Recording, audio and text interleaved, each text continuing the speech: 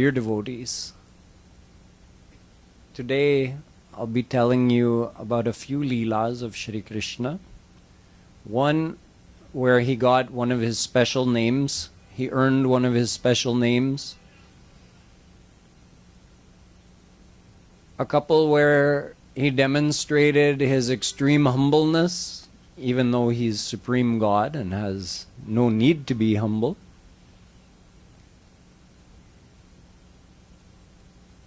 And one which I've referred to a couple of times, where Shree Krishna met gopis, Radha, and even the queens got a chance to meet gopis and Radha 100 years after he had left Braj. So, after Shree Krishna had gone to Mathura and killed Kans, one of Kansa's allies, the great demon king Jarasandh, who himself ruled a great empire, he decided to attack Mathura and try to dethrone Ugrasen and kill Shree Krishna, even though Kans had been unable to. So he brought an army that consisted of 23 Akshohinis, which is a little more than 6 million soldiers. And he attacked Mathura. When Sri Krishna saw that he was attacking, he got his Bade Bhaiya Balaram and just a handful of warriors. He left his army in the city. He went out with just a handful of warriors to face this huge army of Jarasandh. And he defeated them all.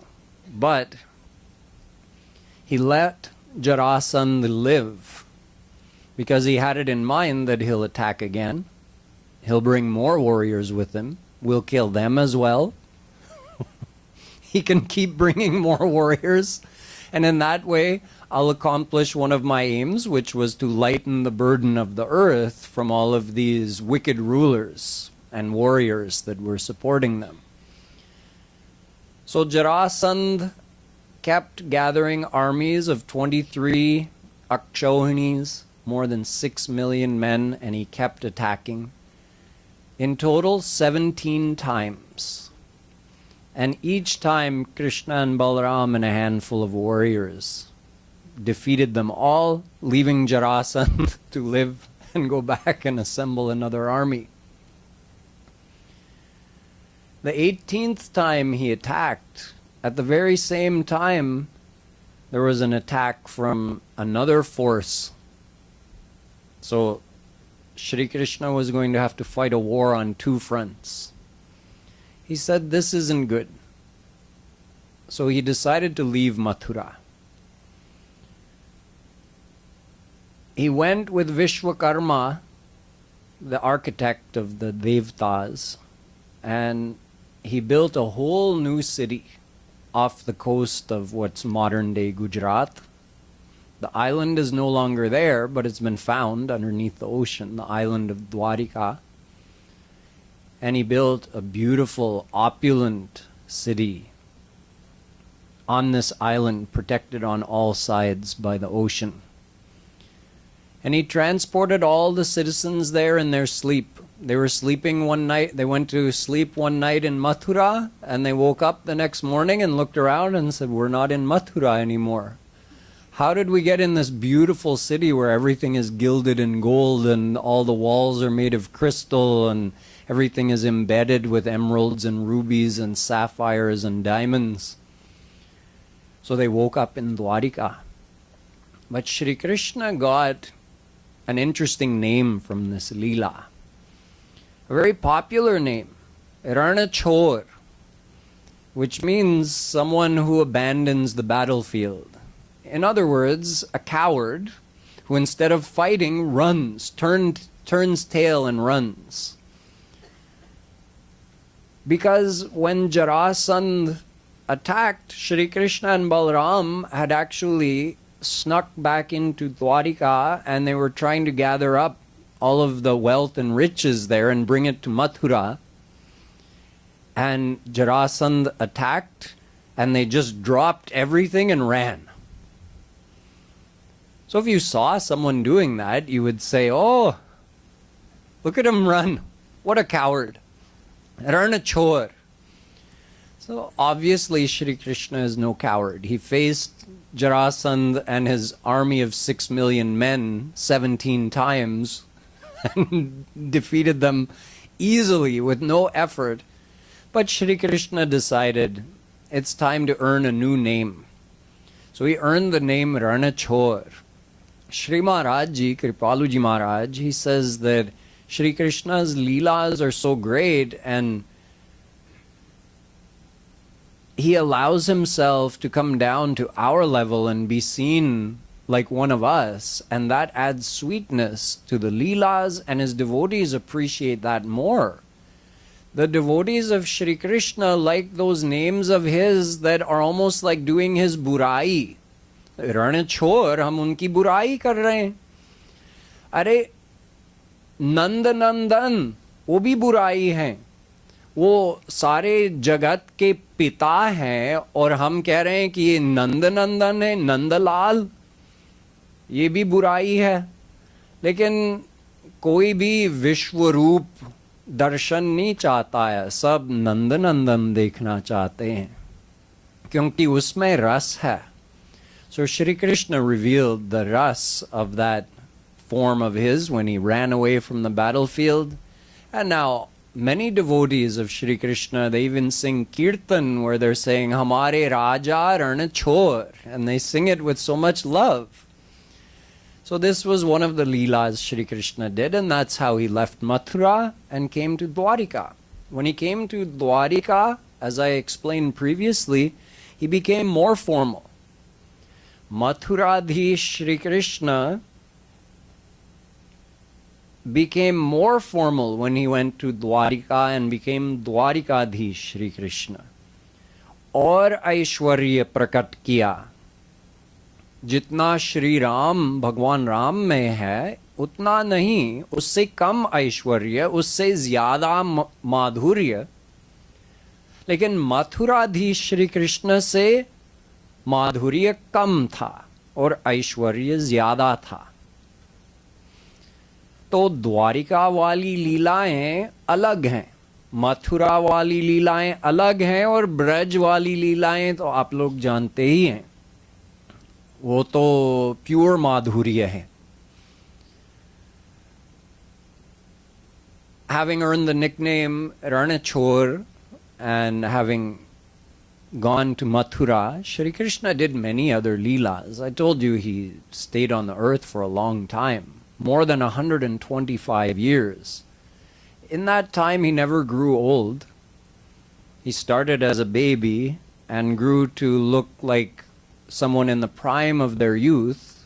We normally say Kishor avastha, 16 years old. God never looks older than 16. He's always in the prime of his youthful beauty. If someone wants to do Roop Dhyan of him being older, that's fine, you can. Tvam jirno dandena vanchasi. Ved says that you are seen in many forms. Tvam stri, tvam puman, tvam kumar, uttava kumari. You are a full-grown woman, you're a full-grown man, you're a young girl, you're a young boy, and you're so old that you need the help of a stick to walk. So we can do Roop Dhyan on Shri Krishna of any age we want, that's fine. But normally, he's known to be in his Kishor avastha. During his time in Mathura, there are a couple of Leelas which are fairly well known, which I want to highlight for you because they show Shri Krishna's humbleness. Shri Krishna at the time that Yudhishthira was getting ready to do his Rajsui yagya to become the emperor of the entire Bhumandal, at that time they were trying to decide who should be seated as the Acharya.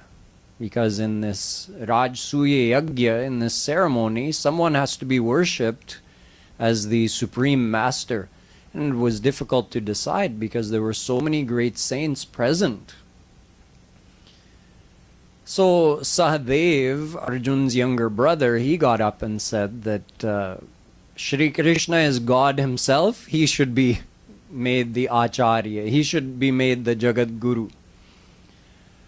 So everyone agreed except for Shishupal.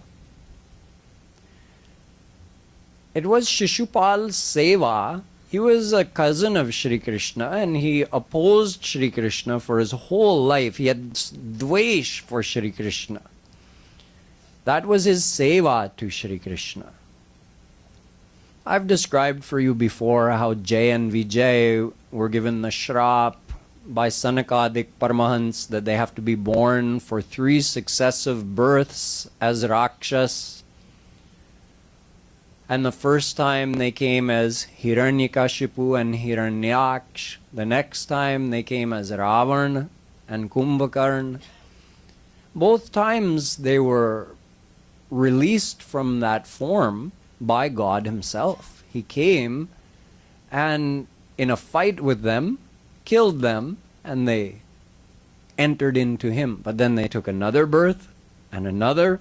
So in the third time, it was Shishupal and another king, Dantabhaktra.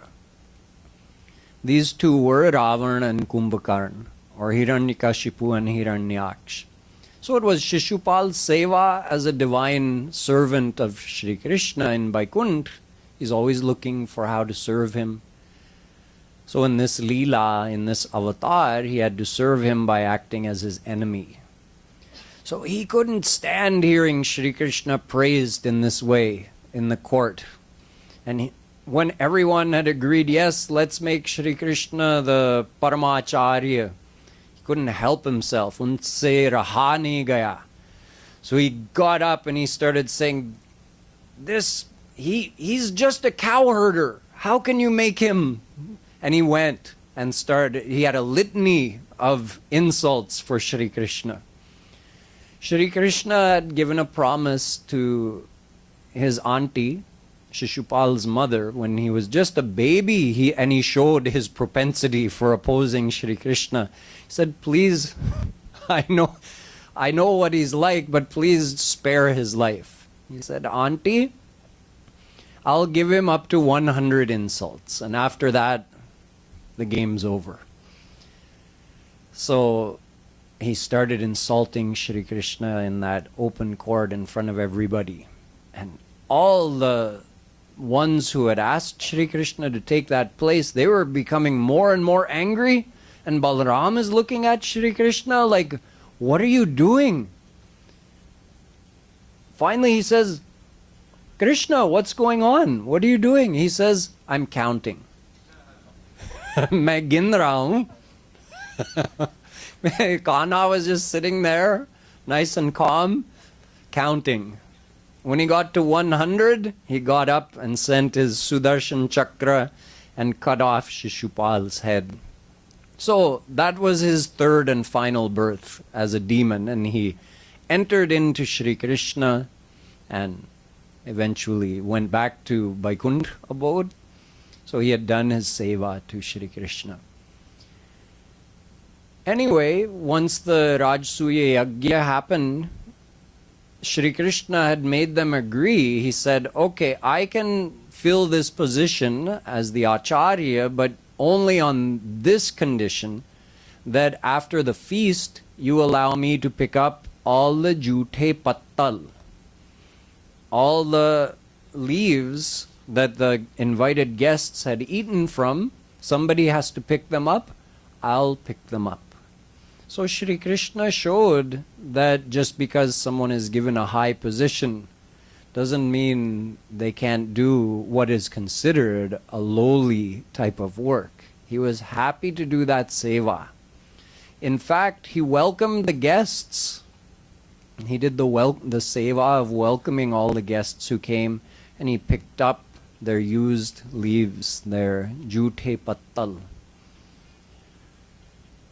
Another instance of Shri Krishna's extreme kindness and humbleness happened when his old friend from school days came and visited him, Sudama. Sudama didn't live in Dwarika, but he followed his old friend Shri Krishna's life. He knew where he was going and what he was doing because word traveled.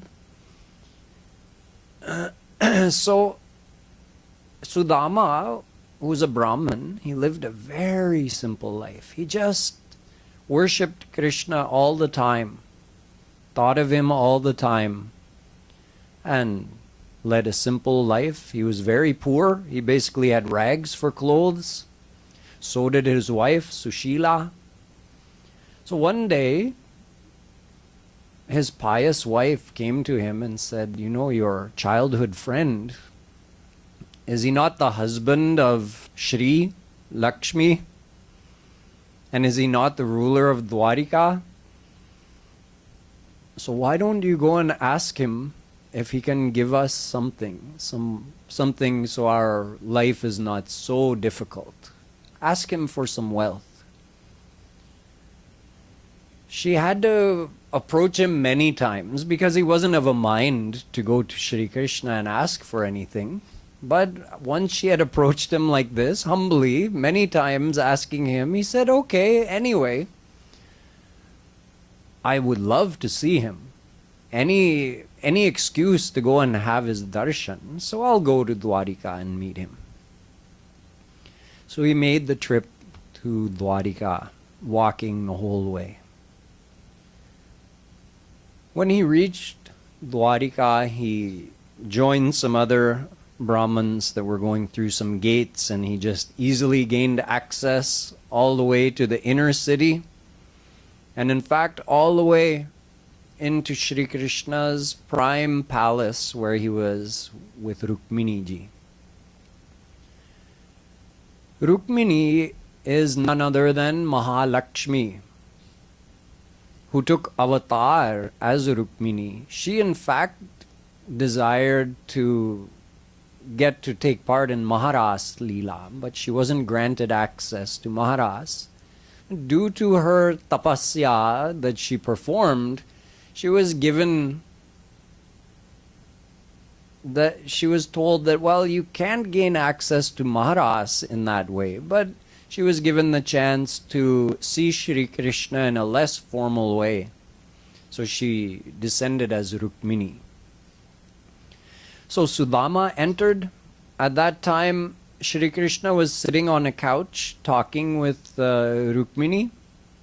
As soon as he saw Sudama from far across the big room, he just jumped up and ran to him and embraced him and was crying tears to meet his friend, to meet his old friend. Everybody's thinking, all the people who were there doing seva in his palace are thinking, who is this? He's leaving the goddess of fortune, Lakshmi, Rukmini, and running to meet this beggar-looking person. Everybody was watching with rapt attention. But Shri Krishna wasn't done. He brought Sudama, seated him on the seat where he and Rukmini had been seated, brought water and washed his feet, and had Rukmini stand there fanning him with the chamvar. He brought some pastes like sandalwood paste because he'd been out in the hot sun walking for so long, so he applied those pastes to his body and massaged him and cooled him down. He did seva of his friend.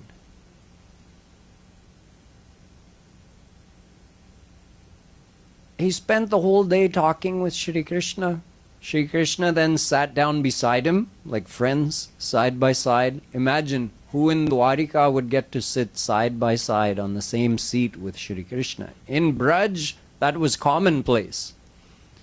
Never mind sitting side by side on the same seat with Sri Krishna. Krishna's friends used to sit on his back and ride him like a horse and dig their heels into his ribs, saying, "Giddy up, horsey, faster." And Sri Krishna would go slower on purpose, so they'd again kick him and dig their heels in. He had such a sweet relationship with those Gwalbals. Such a thing was never seen in Mathura, let alone Dwarika, where he's much more formal. But his old friend Sudama had the right to come and sit with him on the same seat, side by side. And they talked about old times. Shri Krishna inquired about his family and how is he doing, his health. Sudama never mentioned anything about asking for any kind of wealth. Shri Krishna said, "Remember that time when Guruji's wife, when we were back in school, Guruji's wife had sent us out to go look for firewood, so the two of us went out into the forest and this surprise storm blew in and it was so windy and raining so hard we couldn't see which way to go. There was water, so much water on the forest floor, we didn't know where to go and we spent the whole night out there. Remember that?" So they were talking about the old times. Sudama had brought, because he had nothing else to offer Shri Krishna, before he had left, Sushila had gone to the neighbors and just asked for some poha.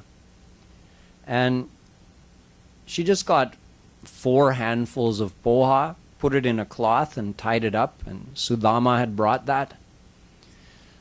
So he had felt embarrassed. This was the only gift he brought to offer to his friend, but he felt embarrassed. He had kept it tucked away back here, and finally at one point Shri Krishna was sitting beside him. He says, "So did you bring me anything?"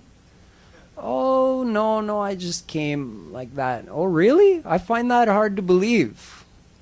So he reaches behind and snatches that bundle of poha, and he takes one bite, 1 handful.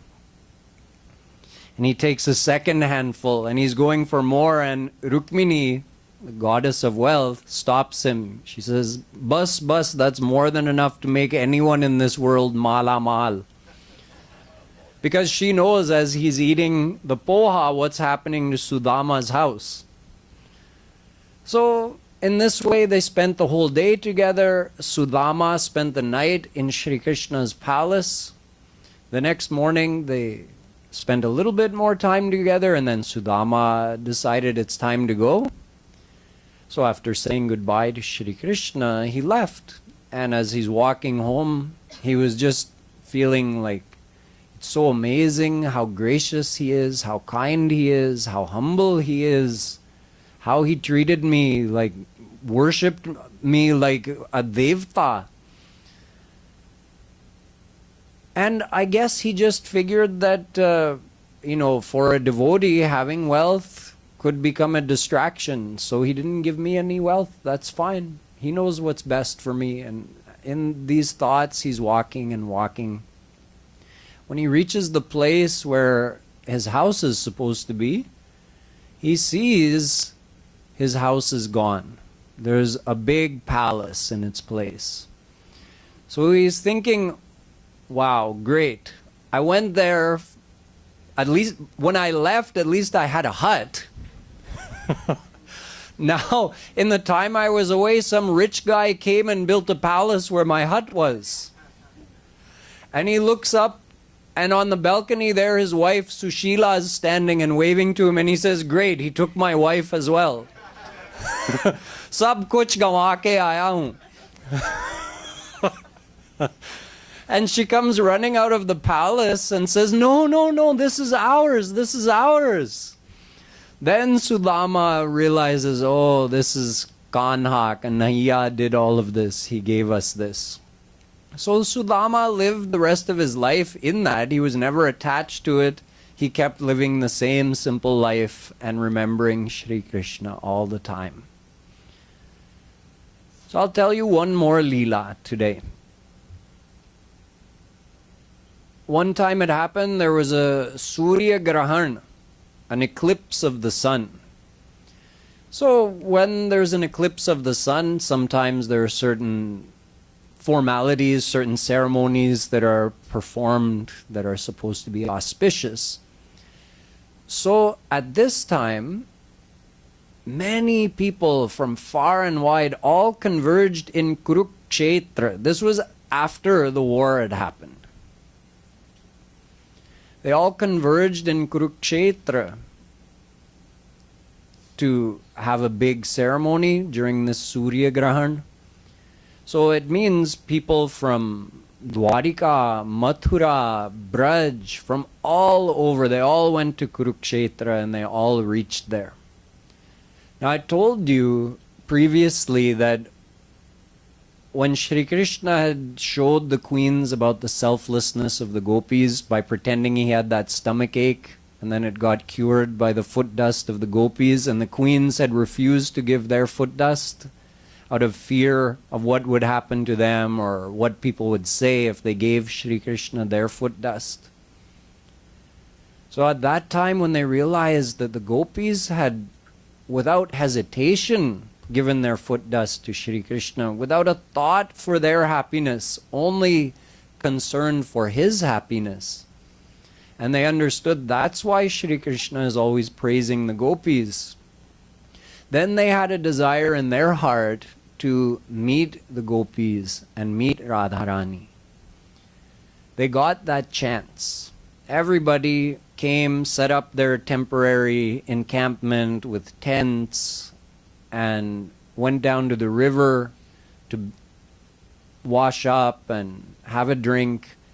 So over there, Radha and all the gopis and Rukmini and all the queens got a chance to meet.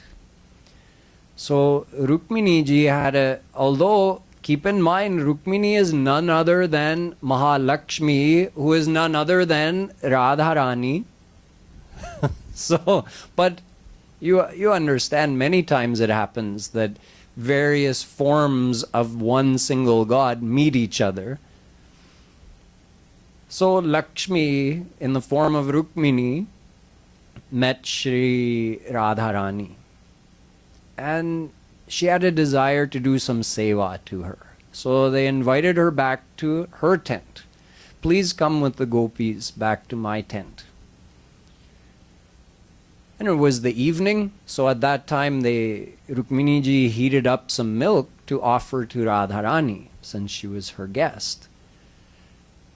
She heated it up, and it was really hot, boiling hot, and she hadn't checked it before giving it to Shri Radha. Now Radharani is so kind, she felt it was very hot and it was burning on the way down, but she didn't want Rukmini to feel badly, so she just drank it. Later that night, when Shri Krishna came, and in his tent, Rukmini and the other queens, they were pressing his feet, pressing his legs. Rukmini saw, he's got blisters on the soles of his feet. Big puffy blisters.